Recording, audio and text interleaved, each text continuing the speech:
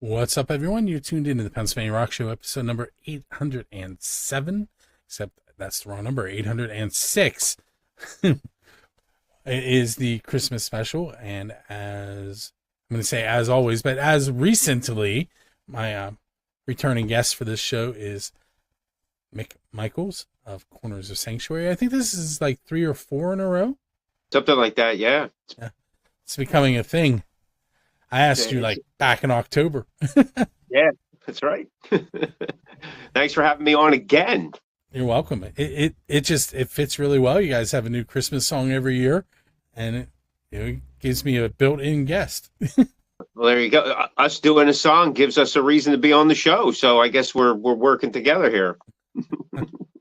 So we have actually been playing it on Music from 412 since Thanksgiving, and the other, I think there's like 8 or 9 songs in rotation from you guys for Christmas. Nice. I'd have to go back and really count, but there's a bunch. That's great.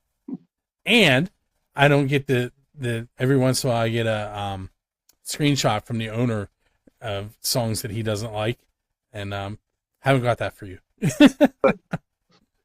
I did get one for a Christmas song, and I told him, I was like, listen, it's purposely bad. It's a man, I really hate to do it because then it's a song called Sleigh Ride, Slay, Sleigh Okay. Ride. And it kind of sounds like if Slayer did a Christmas song. And the guy who does it is actually a phenomenal vocalist and guitarist, and you wouldn't know it. But anyway, There you go. I was like, you could always tell it not to play, and he didn't because he knew I was right. But so why don't I mentioned the new song, and we'll play it a little bit later, but it is What If It Was Christmas Every Day? Yes. And for those people that aren't initiated with your band and the whole Christmas song story, why don't you just give us a quick synopsis? Sure. My name is Mick Michaels. I'm with the band Corners of Sanctuary. We're from Philadelphia. And about 13 years ago, we started putting out Christmas songs. It started out as a one-off thing, just something we wanted to do, have fun with. And it did way better than we had expected. We just kind of didn't really expect anything. So anything was a plus. And we said, hey, we'll do it again. And then people started requesting it, and it became a thing. And we've done a bunch of original Christmas songs, as well as redoing some traditional classics like Jingle Bells, Hark the Herald Angels Sing. And in recent years, I'd say in the last 5, 6, 7, maybe 8, 6, 7 years, we've done nothing but the original songs, and we have fun with it. We explore different styles and just different techniques of recording, because it's like a loosey-goosey kind of thing, right? Gives us an opportunity to do things that we normally don't do, and like we said, we enjoy it, and we all love Christmas a lot. So this year, the song was "What If Christmas Was Every Day," and it kind of, one person's take on it. What would be Christmas every day like? And I know there's the sentiment like if you had it every day, you wouldn't appreciate it. But in my view, since I was kind of part of writing the song, life is like Christmas every day, because one, if you get up, I mean, that's a gift in itself, and you get to make up for things that maybe you didn't do well the day before or the decade before. So you get a second chance at things, and that second chance is an ultimate gift. So to me, Christmas every day, by the end of the song, you realize that it's just like, the person that the one person's with and the life that they're leading makes it Christmas every day, because you get to you're grateful, you're appreciative, and I realize that's probably not in the metal context, but we're artists, singer, songwriter, whatever. You got to those type of things. It's part of life. I think that's what makes it real. And no AI was used at all in the song. I do want to mention before I forget, because I jumped right into talking to you. I forgot to mention what we've heard so far on the show. Um, right at the top, we heard Chip and the Charge Ups in their song Black and Gold Christmas, featuring the Black and Gold Christmas chorus. There's Ooh. like 30 different local band members from the Pittsburgh area in on this track. Then we heard Yiga Digga's version of the Little Drummer Boy. And we heard Best Little Christmas, which is new to the show and the station, from Don McAvoy and the Great Whatever. It's a pretty cool title of the band, right? So I mentioned I thought there were 8 songs. I was wrong. I'm going to list the Corners of Sanctuary Christmas songs. You ready? Okay. We have What If It Was Christmas Every Day, Christmas Fairy Tale, Rockin' the Holiday, Get Your Jollies, Wonderful Time of Year, Hold On to Christmas, Counting the Days Till Christmas Comes, Christmas Together, That Feeling We Know, Driven Snow, On This Night, December Wind, and Get on the List. And I believe that's all 13 of them. There you go. Awesome. Yeah, all that. I guess that's the 13 originals, and then there's a handful of like I said, like remakes. Like I think today they just posted or reposted or reshared or whatever our version of Silent Night. We just have it as a YouTube video, and it's up there. It's an instrumental, but it's kind of cool.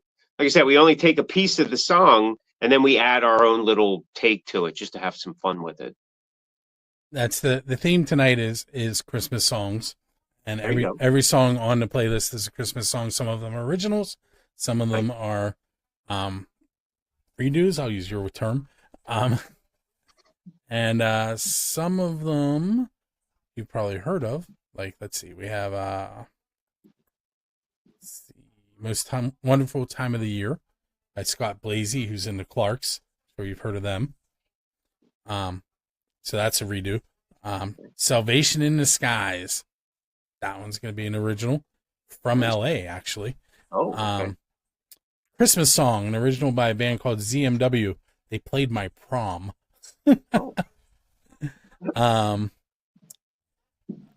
Away in a Manger, covered by Rising Regina. That Silent Night, which is an original by Joe Waderick, Jeff Jimerson, and Pete Hewlett. For those Penguin fans out there, yes, that Jeff Jimerson who sings the national anthem. And then we close things off with a version of What Child Is This by Amber Alexis. Nice. I'll tell you what, I'm super impressed that 30 musicians from different bands were able to get together and put a song together. I struggled just getting together 4 guys from my band on a schedule. 30 people, that's amazing. I probably exaggerated that number, but there's a lot of people in it. I mean, that's one hell of a setup, man. Kudos to that producer. So, on a different note, in that same situation during COVID, there was a group of musicians that got together and raised money for local venues, and I don't have that number either, but a ton of local musicians, different people playing parts of the song, different people singing. I wish I could remember the number. I should. I was involved. I don't remember it. More than 30 though. Oh wow, that's incredible.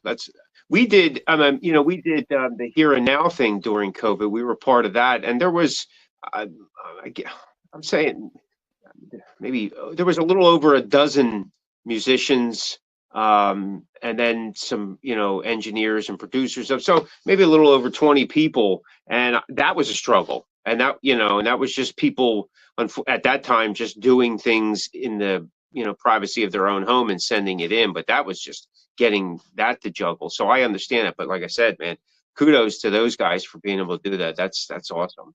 Yeah, I do have the numbers for the SOS song.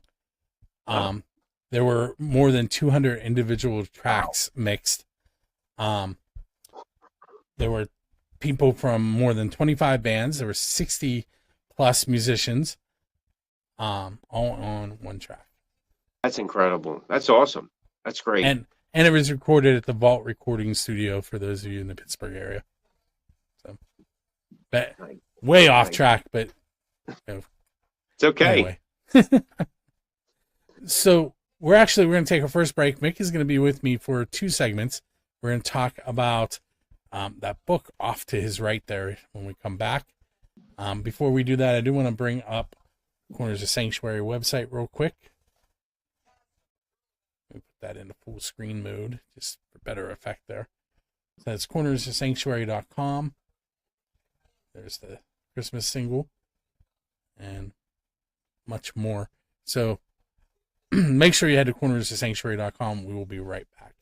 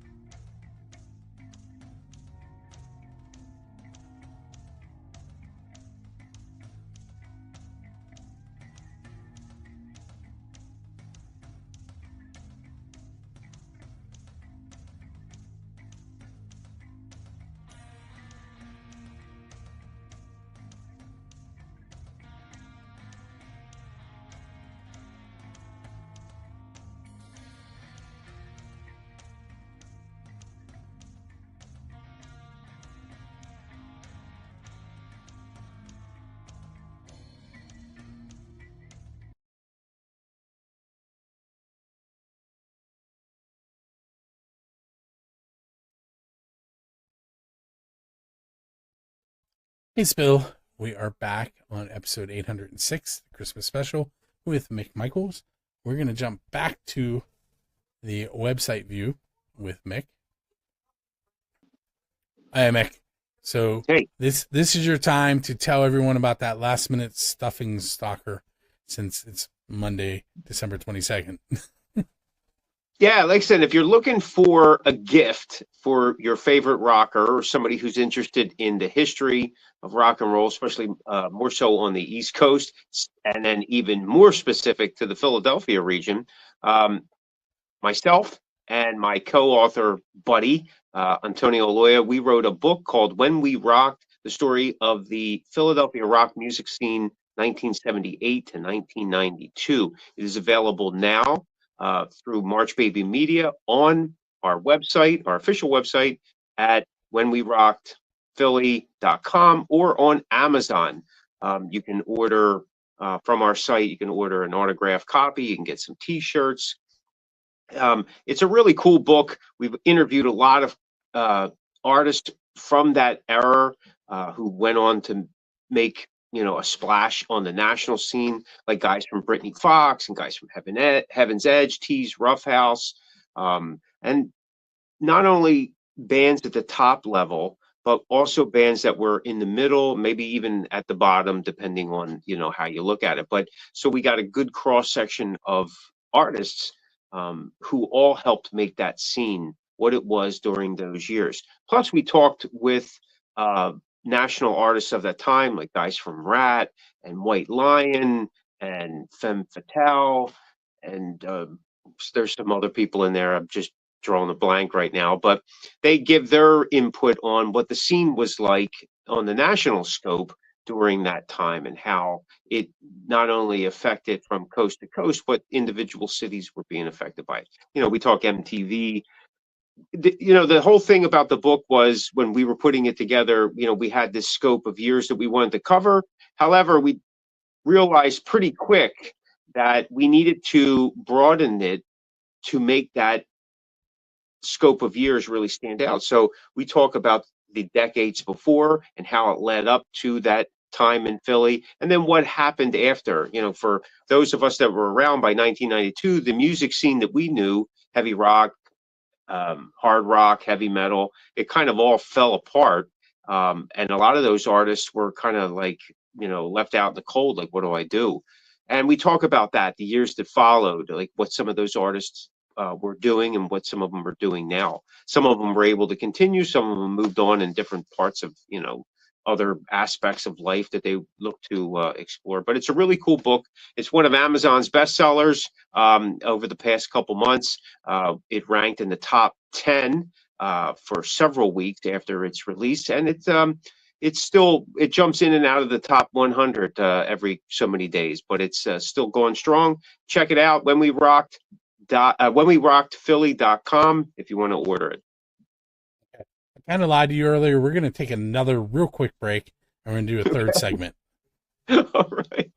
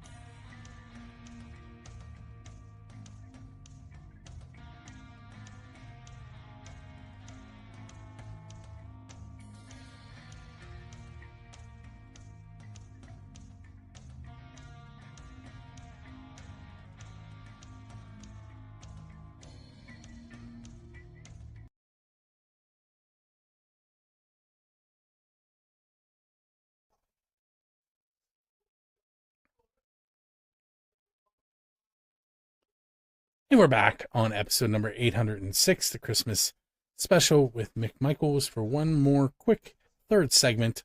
You did hear some music there. It would have been, let's see if I can do this. It would have been "Oh Come Let Us Adore You" by Eddie Mann, "Most Wonderful Time of the Year" by Scott Blasey, "Salvation in the Skies" by V.K. Lynn, and "Christmas Song" by ZMW.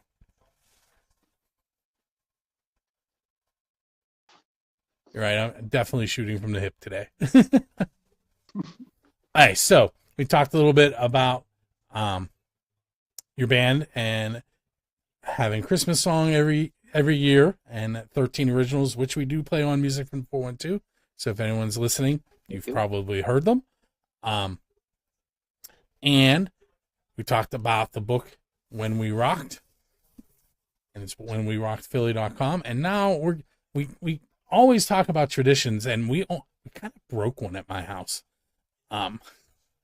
So we used to, up until this year, we would go as a family, and my college roommate would go with us, and we would pick a tree out together and come home and decorate it as the six of us, my roommate and my five people in my family.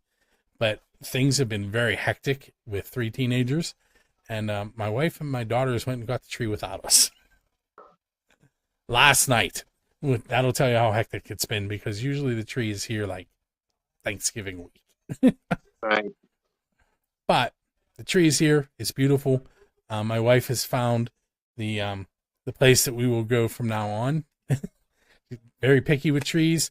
It is called Bowser's Christmas Trees. It's right by this. Here's a local music connection. It's right across the street from Heroes Bar and Grill. And anyone familiar with Heroes Bar and Grill know that Jen and Steve from the band Common Crown own that bar. And coincidentally, it is for sale if anyone's interested in buying it. We'll do lots of commercials. Okay, Mick. So throw a tradition at me. Throw a tradition at you? Well, I mean, I have a bunch, actually. You know, since my background is primarily Italian, we do the Feast of the Seven Fishes on Christmas Eve. I am a little Italian, and thankfully we don't do that. Okay. Thankfully, we do lasagna. Well, we do lasagna's done for us. We do it on Christmas, but we have Ioia on the Feast of the Seven Fishes on Christmas Eve. So it's the clam sauce pasta. So pasta was always part of a meal. To be honest with you, at this stage of the game, I don't even remember the whole story of the Seven Fishes, but it's pretty cool. When I was a kid, though, I was not a big fish eater, so it was often out of the 7, maybe I ate 2.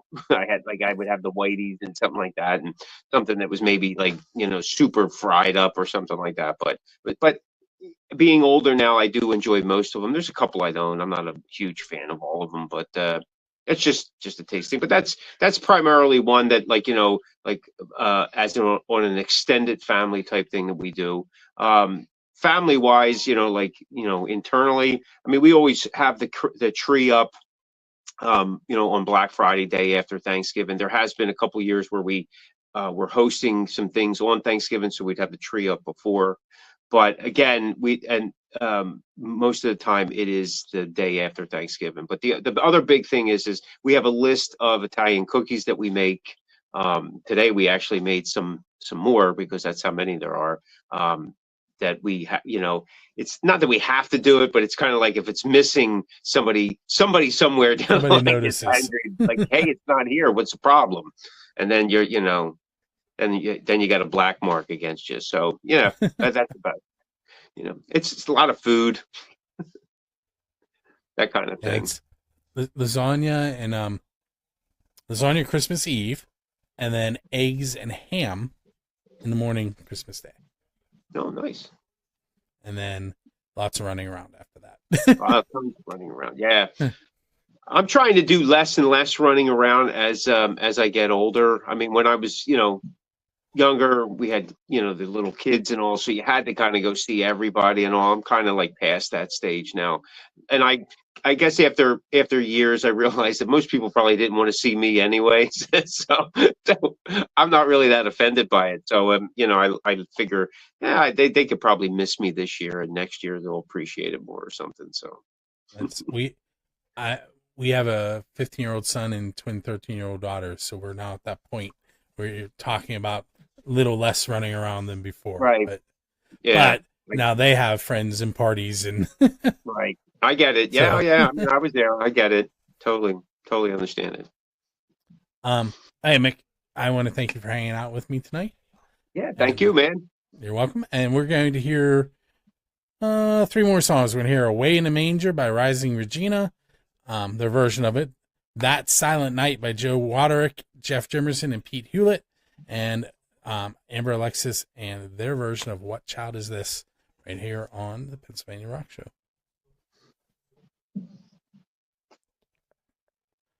And if I find the right button, here we go. Don't forget that Music from the 412 has partnered with Dresky Entertainment to have Dresky give away 2 tickets to select shows that they are producing. And it's real simple. All you have to do is go to musicfrom412.com/contest, click on the show you're interested in attempting to win tickets to, and follow the directions. Even though you're giving us an email address, it's only used to tell you that you've won and to contact you about receiving your tickets. Each time a contest is over, we delete all that information and is not used for anything else. So once again, Music from 412, partnered with Dresky Entertainment, giving you free tickets to select Dresky Entertainment shows.